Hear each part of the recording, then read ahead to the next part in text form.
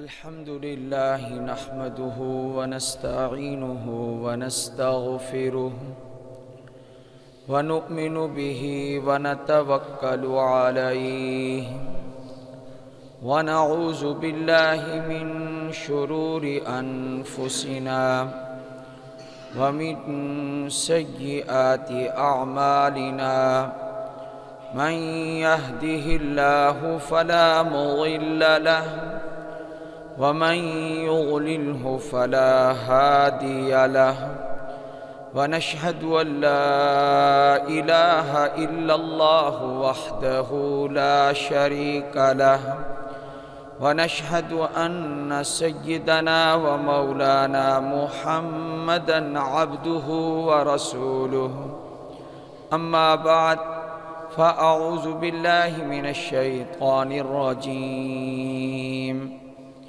بسم الله الرحمن الرحيم يا أيها الذين آمنوا توبوا إلى الله توبة نصوحا عسى ربكم أن يكفر عنكم سيئاتكم ويدخلكم جنات تجري من تحتها الأنهار يوم لا يخزي الله النبي والذين آمنوا معه نورهم يسعى بين أيديهم وبأيمانهم يقولون ربنا أتمم لنا نورنا واغفر لنا إنك على كل شيء قدير قال النبي صلى الله عليه وسلم التائب من الذنب كمن لا ذنب له صدق الله العظيم وصدق رسوله النبي الكريم اللهم صل على محمد وعلى آل محمد كما صليت على إبراهيم وعلى آل إبراهيم إنك حميد مجيد اللهم بارك على محمد وعلى آل محمد كما باركت على إبراهيم وعلى آل إبراهيم إنك حميد مجيد اللہ تعالی نے حالات کو، موسم کو اپنے قبضہ قدرت میں رکھا ہوا ہے۔ ابھی چند دن پہلے ایک ایسا دھواں دخان ہمیں نظر آیا کہ اس سے پہلے ہم نے اس کا اس طرح مشاہدہ نہیں کیا تھا، اور یہ دھواں ایسا تھا کہ اسلام آباد میں ہمارے ہی ایک استاد صاحب تھے، یہاں پڑھاتے تھے ملتان میں اور اب وہاں ہیں۔ وہ مجھے فرمانے لگے کہ کل میں اس جگہ پر تھا تو کچھ پہاڑ مجھے نظر آ رہے تھے، لیکن آج اتنا گہرا وہ دھواں ہے، دخان ہے کہ میں بالکل قریب کھڑا ہوں لیکن مجھے پہاڑ نظر نہیں آ رہا۔ تو علماء جو ہوتے ہیں ان کی نظر چونکہ قرآن و حدیث پر ہوتی ہے، اور قرآن کریم میں اللہ نے ایک سورت رکھی ہے، سورۃ الدخان، اور اس دخان کا جو قیامت کی نشانی ہے، آسمان اور زمین کے درمیان میں ہمیں دخان ہی دخان نظر آئے گا، یغش الناس، لوگوں پر چھا جائے گا۔ تو یہ دخان دیکھ کر قیامت کا دخان نظر آ گیا، یاد آ گیا۔ لیکن ہم نے کبھی نہ سوچا کہ ایسے جو عذاب ہیں، ایسی جو تکلیفیں ہیں، یہ ہمارے اعمال بد کا نتیجہ ہے۔ میں نے توبہ کا مضمون کئی مرتبہ بیان کیا، لیکن میری نظر امام غزالی رحمہ اللہ کے ایک مضمون پر پڑی۔ جب میں نے وہ پڑھا تو میں حیران ہو گیا کہ حضرت امام غزالی رحمہ اللہ نے کیا فرمایا۔ ارشاد فرماتے ہیں، ہر انسان کو توبہ کی ضرورت ہے، ہر انسان کو توبہ کی ضرورت ہے۔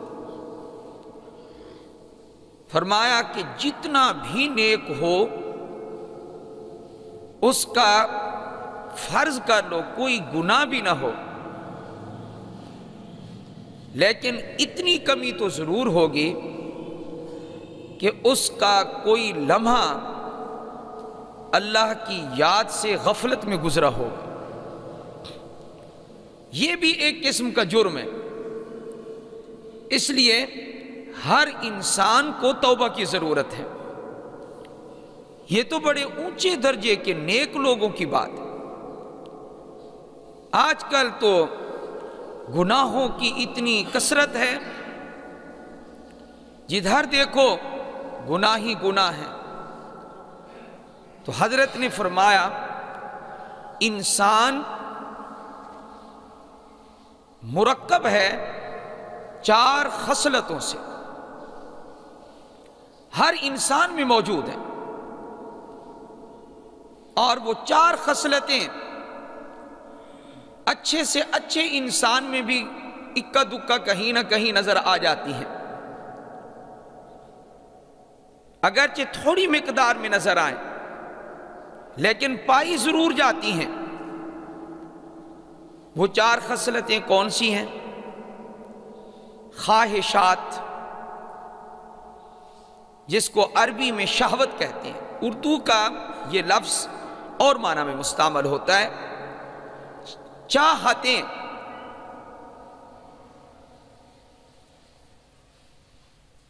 یہ ایک خصلت ہے۔ دوسری خصلت، اور آپ کو یہ بھی بتاتا جاؤں، یہ جو پہلی خصلت ہے چاہت، یہ جانوروں کی خصلت ہے۔ یہ امام غزالی نے لکھا ہے۔ امام غزالی رحمہ اللہ فرماتے ہیں شہوات یہ خصلت ہے حیوانات کی، یہ جانوروں کی خصلت ہے۔ جب چاہا کھا لیا، جب چاہا پی لیا، اور معاملات میں بھی وہ آزاد ہیں جانور، کوئی ان پر پابندی تو ہے نہیں۔ چاہتوں کو پورا کرنا، یہ جو اندر جذبہ پیدا ہوتا ہے کہ جو دل میں آئے ہم اس کو پورا کر دیں، فرمایا کہ یہ اصل صفت کس کی ہے؟ حیوانات کی ہے۔ امام غزالی رحمہ اللہ نے یہ فرمایا۔ دوسری خصلت جو انسان میں پائی جاتی ہے وہ ہے درندوں کی خصلت۔ وہ کیا ہے؟ غصہ، حسد، بات بات پہ بھڑکنا، چیخنا، چلانا۔ آپ درندوں کو دیکھ لیں، شیر کو، چیتے کو آپ دیکھ لیں، ان میں یہ باتیں موجود ہیں، اور انسانوں میں بھی موجود ہیں۔ تھوڑی تھوڑی بات پہ بھی بھر جاتے ہیں، تھوڑی تھوڑی بات پہ غصے ہو جاتے ہیں۔ تو یہ غصہ، یہ حسد، یہ جلنا، یہ دراصل کس کی صفات ہیں؟ یہ درندوں کی ہے، صفات سبعیہ، درندوں والی صفات ہیں یہ۔ نمبر 3، انسان میں ایک تیسری صفت بھی ہے، اور وہ صفت اخلاق شیطانی کی ہے، شیطانوں کے اخلاق ہیں، وہ شیطانی صفات ہیں۔ وہ کون سی ہیں؟ تیسرے نمبر پر فرمایا، تیسرے نمبر پر جو شیطانی اخلاق اور رذائل انسان میں پائے جاتے ہیں وہ بھی نمایاں ہیں، آج کل ان کا بھی بڑا چرچا ہے۔ وہ کون سی تیسری خصلت ہے؟ وہ ہے مکر و فریب، دھوکہ دہی۔ مکر و فریب کی کمی ہے آج کل، مکر و فریب اتنا زیادہ ہے جس کی کوئی حد نہیں ہے۔ سادہ زندگی اندر سے باہر سے ایک ہو، آپ کو لوگ بہت کم ملیں گے۔ دھوکہ دینے والے، فراڈ کرنے والے، یہ زیادہ ملیں گے آپ کو۔ یہ تیسری خصلت ہے، اخلاق شیطانی میں سے ہے یہ۔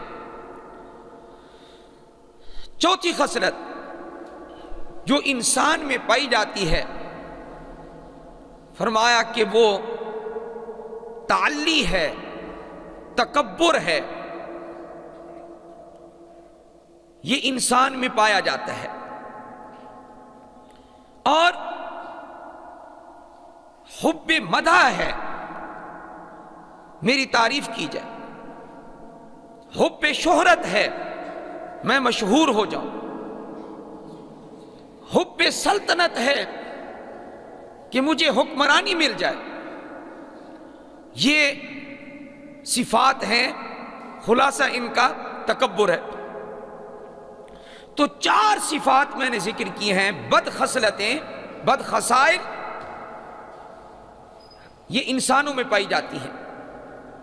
اور امام غزالی رحمہ اللہ ارشاد فرماتے ہیں، ہر ایک کا ظاہر ہونا اپنے اپنے وقت میں ہوتا ہے۔ زمانہ طفولیت میں جب انسان اپنے بچپن میں ہوتا ہے، اس وقت شہوات کا غلبہ ہوتا ہے، یعنی چاہتوں کا۔ میں یہ چیز بھی لے لوں، وہ بھی لے لوں۔ آپ دیکھیں بچپن میں بہت ساری چاہتیں ہوتی ہیں، آدمی کہتا ہے یہ بھی کوئی چیز لینے کی ہے، یہ بھی لینے کی ہے، لیکن بچے نہیں روکتے، وہ کہتے ہیں یہ بھی لے کر دیں، وہ بھی لے کر دیں۔ یہ زمانہ اپنی چاہتوں کا زمانہ ہے، یہ لے کر دو، وہ لے کر دو، حالانکہ بہت ساری چیزیں اس میں فضول ہوتی ہیں، وہ عقل میں نہیں آتی کہ یہ کیوں مانگ رہے ہیں۔ دوسرے نمبر پر جو صفت میں نے ذکر کی ہے، وہ کون سی دوسری صفت تھی؟ جانوروں، یہ جانوروں والی صفات ہیں، شہوات والی، یہ بچپن میں ظاہر ہوتی ہیں۔ جو دوسری صفت میں نے ذکر کی وہ کون سی تھی؟ درندوں والی صفات، غصہ کرنا، حسد کرنا۔ یہ جب جوانی کی ابتدا ہوتی ہے، اس وقت انسان میں غصہ آتا ہے، حسد آتا ہے۔ یہ نوجوانوں کو دیکھیں آپ، چھوٹی چھوٹی بات پہ لڑتے ہیں جی، چیختے ہیں، چلاتے ہیں۔ یہ وہ زمانہ ہے۔ پھر جب جوانی بھرپور ہو جاتی ہے، جس کو شباب کہتے ہیں، اس وقت انسان میں وہ تیسری صفت غلبہ کرتی ہے۔ وہ کیا؟ کہ میں نے جو بچپن میں چاہتیں کی تھی، جو خیالات جمائے تھے وہ، اور دوسرا یہ ہے کہ جس پر مجھے غصہ ہے اور مجھے حسد ہے، وہ ساری میری چاہتیں پوری ہو جائیں، میرا غصہ بھی پورا ہو جائے، میرا حسد بھی پورا ہو جائے۔ تو انسان اپنی خواہشات کو، اپنے حسد کو، اپنے غصے کو پورا کرنے کے لیے پھر تیسرا نمبر اختیار کرتا ہے۔ وہ تیسرا نمبر کیا ہوتا ہے؟ وہ ہے مکر و فریب۔ پھر انسان مکر و فریب کی زندگی گزارتا ہے، دھوکہ دیتا ہے، دھوکے والی زندگی ایسے گزار رہا ہوتا ہے کہ اپنے آپ کو کامیاب سمجھتا ہے۔ اور جب تینوں صفات میں کامیاب ہو جائے، گندی صفات میں خواہشات بھی پوری ہونے لگے اور حسد، غصہ یہ بھی نکالنے لگے اور دھوکہ بھی دینے لگے، مکر و فریب بھی اس میں اعلیٰ درجے کا آ جائے اور اس کو وقتی طور پر کامیابی نظر آنے لگے، تو پھر چوتھی صفت کو اختیار کرتا ہے۔ کیا؟ اب جو ہے میں سب سے بڑا ہوں، لوگ مجھے اچھا بھی سمجھے، لوگ مجھے عقل مند بھی سمجھے، اور لوگوں پر میں غالب رہوں، میں جدھر جاؤں میری واہ واہ ہو۔ اب آپ یہ بتائیں کہ امام غزالی رحمہ اللہ کا یہ بیان کردہ مضمون، جس کا خلاصہ میں نے آپ کے سامنے رکھا ہے، آپ حضرات اس سے متفق ہیں یا نہیں ہیں؟ یہ اندر کی باتیں امام غزالی ہمیں سمجھا رہے ہیں رحمہ اللہ۔ تو انسان میں یہ ساری گندی صفات موجود ہیں، انسان کیسے کہہ سکتا ہے کہ میں بری ہوں؟ انسان بری نہیں ہے، بلکہ انسان کو ان صفات کے زائل کرنے کی فکر کرنی چاہیے اور اللہ رب العزت کے سامنے اپنے گناہوں کی توبہ کرنی چاہیے۔ یہ صفات کیسے زائل ہوں گی؟ یہ گندی صفات ہمارے اندر سے کیسے نکلیں گی؟ اس کا واحد طریقہ ہے کیا؟ کہ ہم اللہ کے سامنے جھک جائیں اور اللہ کے سامنے اپنے گناہوں کا اعتراف کریں، اقرار کریں اور اپنے رب کو ہم منائیں، تب جا کر جو ہے ان صفات سے چھٹکارا ہو سکتا ہے۔ ورنہ حیوانوں والی صفات، درندوں والی صفات، تکبر، تعلی، یہ صفات ہمارے اندر چلتی رہیں گی، یہ گھومتی رہیں گی۔ آپ مانیں یا نہ مانیں، امام غزالی نے جو بیان فرمایا حق بیان فرمایا اور سچ بیان فرمایا۔ خصوصاً اس دور میں تو دھوکہ اتنا زیادہ ہے جس کی کوئی انتہا نہیں ہے۔ 5 وقت کے نمازی بھی دھوکہ دیتے ہیں، مال کے معاملے میں پھسل جاتے ہیں، جیسے ہی مال نظر آیا ان کا ایمان ڈاواں ڈول ہونے لگا۔ پیسہ، پاکستانی پیسے سے زیادہ اگر کہیں ڈالر کا فائدہ ہو رہا ہو پھر تو ایمان کہتا ہے السلام علیکم میں جا رہا ہوں، ایمان گیا۔ پھر اس قدر حرص ہے، اس قدر اندر ہمارے خرابیاں موجود ہیں، اور پھر ہم یہ کہیں ہم تو قصورواری نہیں ہیں، ہم تو اچھے ہیں۔ اتنی گندی صفات ہمارے اندر موجود ہوں، ہم اپنے آپ کو اچھا سمجھے، ہم سے بڑا احمق کوئی نہیں ہوگا۔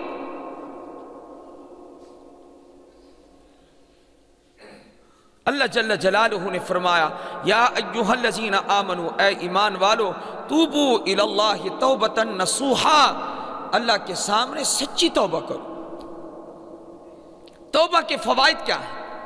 قرآن سے پوچھ لیں، عسیٰ ربکم ان یکفر عنکم سیئاتکم، تمہارا رب تمہارے گناہوں کو مٹا دے گا۔ وَيُدْخِلَكُمْ جَنَّاتٍ تَجْرِي مِن تَحْتِهَا الْأَنْهَارُ، تمہیں ایسے باغات میں داخل کرے گا جن کے نیچے سے نہریں بہتی ہیں۔ یوم لا یخزی اللہ النبی والذین آمنوا معہ، اے اللہ اتنی مرتبہ ہم نے جنت سنی ہے، چلو ہم سچے دل سے توبہ بھی کر لیں، معافی بھی مانگ لیں، لیکن وہ جنت ہمیں کب نصیب ہوگی؟ تو اللہ نے وہ دن بھی بتایا ہے، میں کب توبہ کرنے والوں کو جنت میں داخل کروں گا، کب کروں گا؟ اللہ اکبر کبیرہ۔ اللہ نے وہ دن عجیب طریقے سے ذکر کیا ہے، یوم لا یخزی اللہ النبی والذین آمنوا معہ، فرمایا اس دن میں توبہ کرنے والے، دنیا میں جو توبہ کرنے والے ہیں، ان کو میں اس دن جنت میں داخل کروں گا جن کے نیچے سے نہریں بہتی ہیں۔ اے اللہ کون سا دن ہوگا؟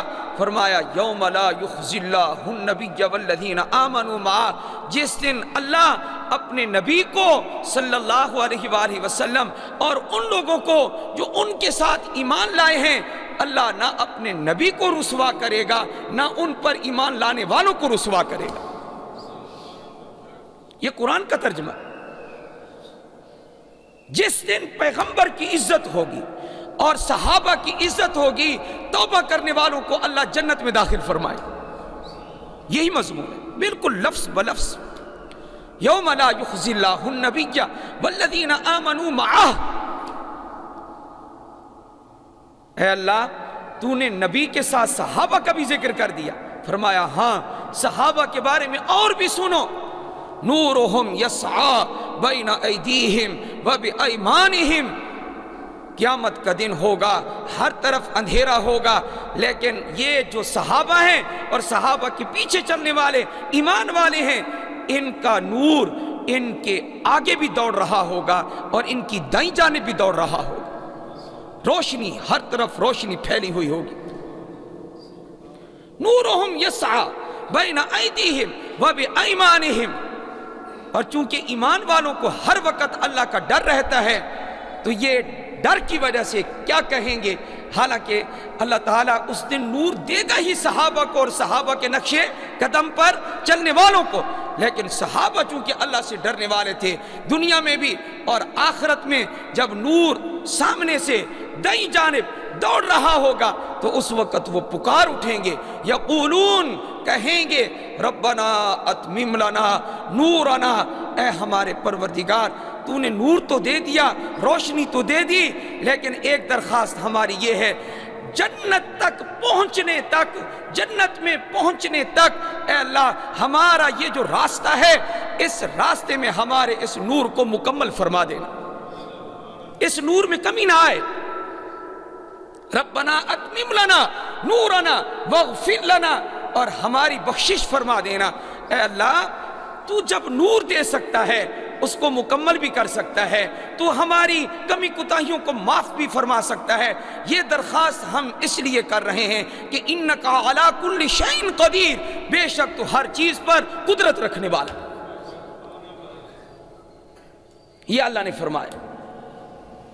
توبہ بڑی عجیب چیز ہے، یاد رکھیں توبہ اگر ہم کریں گے انشاءاللہ اللہ ہمیں مصائب سے بچائیں گے، اللہ ہمیں مشکلات سے نکالیں گے، اللہ ہمیں پریشانیوں سے نکالیں گے۔